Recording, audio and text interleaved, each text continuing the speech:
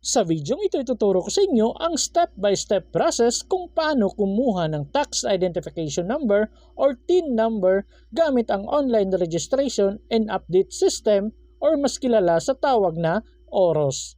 Kaya tara, samahan niyo ko at panoorin natin ang video na to. Pero bago yan, sa mga hindi pa nakasubscribe sa akin, kayo na ang bahala. So unang gagawin natin, punta lang tayo sa mga search engine na ginagamit natin, kagaya sa akin Google Chrome. At pagkatapos i-type lang natin ang oros.bir.gov.ph. Pero kung hindi kayo makapasok dito guys, check nyo na lang po yung link sa description box. Ilalagay ko na lang po doon para madali nyo pong makita at i-click nyo na lang po. At madadirect na po tayo dito sa homepage ng BIR Online Registration and Update System or yung OROS. At dahil gusto natin kumuha ng ating TIN number, i-click lang natin itong New Registration. At pwede po tayong pumili kung anong klase yung registration natin, kung as a non-individual ba or as an individual. So sa akin, as an individual. So ito yung pinili ko. At pagkatapos baka magtaka kayo, ganito pa rin yung lumabas. So i-scroll down nyo na lang po at may makikita na kayong application for registration of individuals dito sa baba. So nandito yung mga requirements na kinakailangan ninyong isubmit. So any government issued ID, kagaya ng birth certificate, passport, driver's license, basta yung mga ID na makikita yung pangalan ninyo, address at yung date of birth ng applicant. So basahin nyo na lang po lahat yan and scroll down nyo sa pinakababa, may makikita po kayong ganito. So hanapin nyo na lang po itong create an account. Then i-click nyo na lang po. At pagkatapos may makikita kayong OROS Terms of Service and User Agreement. So basahin nyo na lang po lahat yan kasi medyo mahaba-haba po yan. So scroll down nyo na lang po at pagkatapos yung basahin at naintindihan lahat, at kung okay naman kayo, may makikita po kayong ganito. So i-click nyo na lang po itong box katabi ng I have read para ma-checkan. At kung may check na, dito na tayo sa baba, i-click nyo na lang po itong I agree. And then mapupunta na tayo sa pag-create ng ating OROS account. So unahin na natin itong register as. So wala na tayong ibang pagpipilian, so i-click lang natin itong taxpayer. At pagkatapos dito naman sa baba, may pagpipilian kayo kung with existing TIN or without existing TIN. By the way guys, kung meron na kayong TIN number at gusto nyo lang iparegister sa OROS system nila, may video na po akong ginawa dati pero last year pa yon, gagawa po ako ng bago this year. So bali ilalagay ko na lang po yung link sa description box para hindi na kayo mahirapang maghanap. At dahil sa video na ito, ang ituturo ko sa inyo kung paano kumuha ng TIN number, kaya itong without existing TIN yung pipiliin natin. At pagkatapos may makikita kayong reminder na tungkol sa multiple TIN. So take note down na bawal sa batas ang pagkakaroon ng multiple TIN. Meron itong kaakibat na penalty kung ginagamit ito para sa illegal na gawain. At kung nalaman mo na meron kang multiple TIN, pumunta lamang sa RDO na pinakamalapit sa inyong lugar at hanapin ang Officer of the Day para magpa-assist upang ayusin ito. Pero kung wala pa kayong TIN number talaga at kukuha pa lang kayo, so dito i-click nyo na po itong I agree. At pagkatapos punta na tayo dito sa baba. So dito i-click lang natin itong user type transaction. So dito pumili kayo ng user type, depende sa transaction na gagawin ninyo.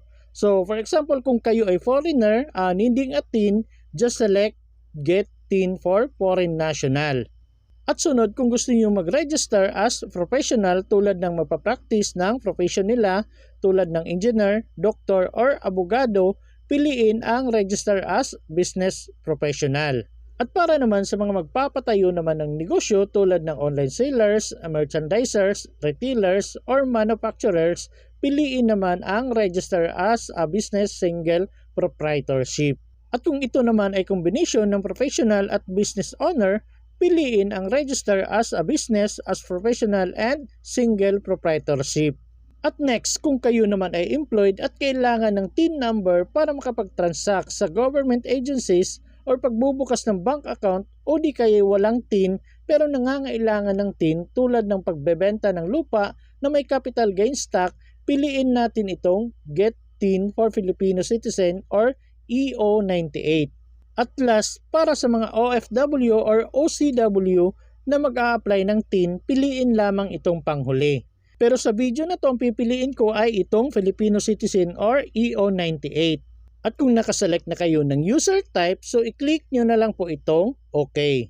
At pagkatapos dito naman tayo sa pagpili ng taxpayer type. So i-click lang natin ito. At may makikita po tayong ganito. So pwede nyo pong piliin itong one-time transaction kung wala kang TIN pero may kailangan kang i-file sa BIR tulad ng pag-file ng capital gain stock, donor stock, or stake tax. At itong EO98 naman, kung wala kang TIN number pero need mong makipag-transact sa government agencies tulad ng pagkuha ng regulated licenses, pag-open ng bank account, or first time na mag-apply ng employment. So bali sa akin, pag-a-apply ng trabaho, kaya ito yung pinili ko, yung EO98. At kung nakapili na kayo ng taxpayer type, so i-click nyo na lang po itong OK. At kung okay na, dito na tayo sa baba. So ito na yung mga steps sa pagkuha ng tax identification number under EO98. So dito kailangan nyo na lang fill upan yung first name, middle name, at last name ninyo. So ilagay nyo na lang po lahat yan. Kung wala kayong middle name, i-click nyo tong no middle name. Pero kung meron, wag nyo na pong galawin yan. At pagkatapos kung okay na, i-click nyo na lang po itong suffix. So dito pwede kayong pumili kung meron kayong junior, senior, the third, the fourth, the second, ganyan, piliin nyo na lang po. Pero kung wala kayong suffix, i-click nyo na lang po itong NA. At pagkatapos i-click nyo na ang OK. At pagkatapos dito kayo nang bahalang maglagay ng date of birth niyo, tapos yung civil status kung single ba or married kayo, tapos yung gender. Kasi madali, personal naman yung information na yan. So dito tayo sa baba sa paglalagay ng email address. So make sure tama yung email address na ilalagay ninyo at make sure yung email address na ilalagay ninyo active at nabubuksan pa ninyo kasi magsasend po sila ng activation link doon. At pagkatapos may makikita kayong ganito na attention. So basahin nyo na lang po lahat yan at pagkatapos i-click nyo na lang po itong I acknowledge dito sa baba. At pagkatapos dito na tayo sa baba sa paglalagay ng password. So dito ilagay nyo na lang po yung password ninyo. So dapat minimum of 12 characters yung ilalagay ninyo. At dapat meron daw siyang special characters na kagaya nito. So itong nandito sa screen, dapat maglagay kayo kahit isa sa password na gagawin ninyo. And make sure magkatulad yung password at confirm password na ilalagay ninyo. Kasi kung hindi magkatulad, may makikita po kayong ganito at hindi kayo makakaproceed. Password do not match. Make sure na tatandaan nyo yung password na ilalagay ninyo. At kung okay na, i-click nyo na lang po itong I am not a robot para ma-checkan. At kung may check na, i-click nyo na lang po itong register. And naka-experience din ako ng ganito guys. Pag-click ko ng register, ganito lang yung lumalabas or minsan bumabalik siya sa ganito. So kahit anong gawin ko, ilang beses akong nag-click ng register, bumabalik lang talaga at hindi talaga ako nakaka-proceed. At meron akong nabasa sa mga comment section na mas maganda daw madaling araw mag-register kasi hindi busy yung website ni Oros. So kung naka-experience kayo ng ganito guys, itry nyo madaling araw mag-register, baka makapasok na kayo. At pagkatapos may makikita kayong ganito na nag-send daw sila ng verification link sa email address na nilagay ninyo. So kagaya ng sabi ko kanina, dapat active at nabubuksan ninyo yung email address na nilagay ninyo kasi magsasend po sila ng verification link doon. Pero wag nyo po munang i-close to guys. Kasi kung wala pa kayong nare-receive talaga na email, pwede nyo pong i-click itong resend OTP link. Pero sa akin wala pang 2 minuto may na-receive na akong email na kagaya nito. At nandito na yung verification link. So para makaproceed na tayo, so i-click lang natin itong verify your account. And then may makikita na po kayong ganito. Congratulations! You have successfully created an account. So dito i-click nyo na lang po itong OK. And then mapupunta na tayo dito sa pag-login. So dito ilagay lang po natin yung email address na ginawa natin kanina at yung password na nilagay natin. At pagkatapos kung okay na double check na ninyo, dito naman tayo sa baba, i-click lang natin tong box katabi ng I am not a robot para ma-checkan. At kung may check na, i-click nyo na po itong login. At pagkatapos makakapasok na tayo sa ating Oros account. So nandito na po tayo sa homepage ng ating Oros account at dahil sa gusto natin kumuha ng ating TIN number, so kailangan nating i-click itong new registration. So ito po. At pagkatapos may pagpipilian tayo dito kung as a non-individual or as an individual. So dito ang pinili ko is as an individual. So ito po yon. At pagkatapos dito sa baba, may makikita po tayong documentary requirements sa pagkuha ng TIN number. So, ang nakalagay dito, any government issued ID of the taxpayer. So, kahit anong ID, basta government issued ID yan, pwede po yan. At dapat daw mag-take kayo ng selfie na hawak mo yung government issued ID na gagamitin ninyo. Pwede nyo pong ilagay sa may dibdib ninyo yung ID para sa pag-take ng selfie. Make sure lang na klaro at nababasa yung details sa ID sa pag-take nyo ng selfie at dapat nakikita yung buong mukha ninyo.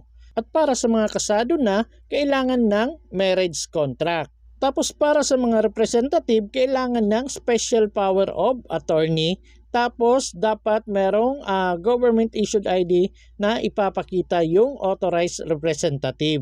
At kung okay na at ready na lahat yung mga requirements, pwede nyo na pong i-click itong Fill Up Registration Form 1904. So ito pong may square. At pagkatapos may makikita na tayong ganito. So may 7 steps tayong dapat tapusin sa pag-fill up. So una is yung taxpayer information. So kung makikita niyo yung taxpayer type is EO98FC. So automatic na pong nakalagay yan dyan. Tapos dito naman sa baba, kung meron kayong national ID, pwede nyo pong ilagay yung number ng inyong national ID dito. Pero kung wala, wag nyo na pong lagyan yan. Tapos dito sa baba, automatic na pong makikita ninyo yung pangalan ninyo, yung middle name at last name ninyo. At kung may suffix, makikita din dito. Kasi nakapag-fill up na tayo nung nagpa-register tayo sa Oros. At pagkatapos dito sa baba, yung civil status, yung gender, nandyan na po yan. Ang kailangan nating fill upan ay yung mother's maiden name. So dito ilagay nyo po yung pangalan ng mama ninyo nung dalaga pa. So take note po, first name, middle name at last name ng mama ninyo nung dalaga pa yung ilalagay ninyo dito. At pagkatapos dito, ilagay nyo po yung pangalan ng papa ninyo. Tapos dito sa baba, maglagay kayo ng contact number. Tapos yung email address, automatic na pong malalagay yan dyan kasi nakapag-fill up na tayo sa Oros. At kung okay na at na-fill upan nyo na lahat at wala namang problema, i-click nyo na po itong continue. At pagkatapos mapupunta na tayo dito sa step 2, ang paglalagay ng residence address. So dito kailangan nyo ilagay yung province, city and municipality at yung barangay ninyo. At pagkatapos kung nalagay nyo na lahat, dito naman tayo sa baba sa paglalagay ng town, unit, room, building number, building name, lot, block, face, house number, street name, subdivision, village, at yung zip code. So, for example guys, kung ano lang yung meron sa address niyo, for example, sa akin walang lot at yung street name lang ang meron sa address ko, kaya yun lang po yung finilapan ko. Wala akong unit number, building number, wala akong ganyan, kaya hindi ko na finilapan. So kung ganyan, lagyan nyo na lang po ng NA or not applicable. So ulitin ko, kung ano lang yung meron sa address niyo, yun lang ang fipilapan ninyo. At yung iba na hindi kasali, lagyan nyo na lang po ng NA. At pagkatapos ito namang zip code, automatic na pong malalagay yan dyan kapag nakapag-fill up na kayo ng barangay, province at city and municipality. At kung okay naman lahat at wala naman problema, i-click nyo na po itong continue. At pagkatapos mapupunta na tayo dito sa step 3. So dito wala na tayong kailangang fill upan, so i-click na lang po natin itong continue. At pagkatapos mapupunta tayo dito sa step 4. So dito kung meron kayong authorized representative, i-click nyo ang yes. Pero kung kayo mismo yung kumuha, i-click nyo ang no, tapos i-click nyo na po itong continue. At dito naman sa step 5, so dito kung mayroon kayong kailangang fill upan, so fill upan nyo na lang po lahat. So kagaya sa akin, single naman, so wala nang kailangang fill upan, diretso na po ako. So click ko na lang ang continue. At pagkatapos mapupunta na tayo dito sa step 6, ang pag-submit ng picture ng any government issued ID na gagamitin ninyo. At dito naman sa baba, kailangan ninyo mag-submit ng selfie photo ninyo na kasama yung government issued ID na gagamitin ninyo. So for example, national ID yung gagamitin ninyo. So mag-selfie kayo na hawak ninyo yung national ID ninyo. So para sa picture ng ID na isasubmit ninyo, i-click nyo po itong upload file. So dito po. At dapat sa selfie photo, i-click nyo itong upload file. So dito nyo i-upload yung file ng selfie, tapos dito i-upload ninyo yung picture ng ID na gagamitin ninyo. At take note daw, dapat naka JPEG, PNG or PDF yung file na isasubmit ninyo. At tapos yung maximum na limit ng size ng picture ay 25 MB. So malaki na po yan, kadalasan nga 3 MB lang yung maximum. Dito 25 MB. At kung naka-upload na kayo ng picture, may makikita kayong ganito na file successfully uploaded. So kung ganito, i-click nyo na lang po itong OK. Tapos may makikita na kayong ganito, pangalan ng picture dito. At kung okay na at wala namang problema, na-submit nyo na lahat, i-click nyo na po itong continue. At pagkatapos mapupunta na tayo dito sa summary. So dito kailangan yung i-review lahat yung mga details na nilagay ninyo. Dapat tama po lahat. Kung may mali, pwede nyo pong balikan yan at i-edit ninyo. Pero kung okay naman lahat at wala namang problema, pwede na kayong pumunta dito sa baba. At pagkatapos hanapin at i-click nyo na lang po itong box katabi ng I declare para ma-checkan. At kung may check na, dito naman tayo sa baba, i-click natin ulit itong box katabi ng I declare that the taxpayer para ma-checkan. At kung okay na at wala namang problema, i-click nyo na po itong submit application. At pagkatapos may makikita tayong ganito na nasubmit na daw yung application natin for review and approval na lang daw. Tapos may marireceive daw tayong email sa registered email address natin containing sa mga personal information natin. And then after 3 working days daw, lalabas na po yung result kung approve na yung application natin. So dito i-click lang natin itong proceed. At pagkatapos wala pang mga isang oras, meron na akong na-receive na email na kagaya nito. Your application has been submitted. Tapos nandito yung taxpayer information at yung residence address natin. So double check lang natin lahat ulit kung meron bang mali or wala na. Kung okay naman lahat, mag-antay na lang tayo ng 3 working days. So yan na nga, after 3 working days may na-receive tayong email na kagaya nito. Your application is approved. So approve na yung application natin at dito sa baba may nakita tayong TIN number. So ito na po yung TIN number natin. So bali tinakpan ko lang yan guys, basta meron dito your TIN is, so ito po yung TIN number ninyo.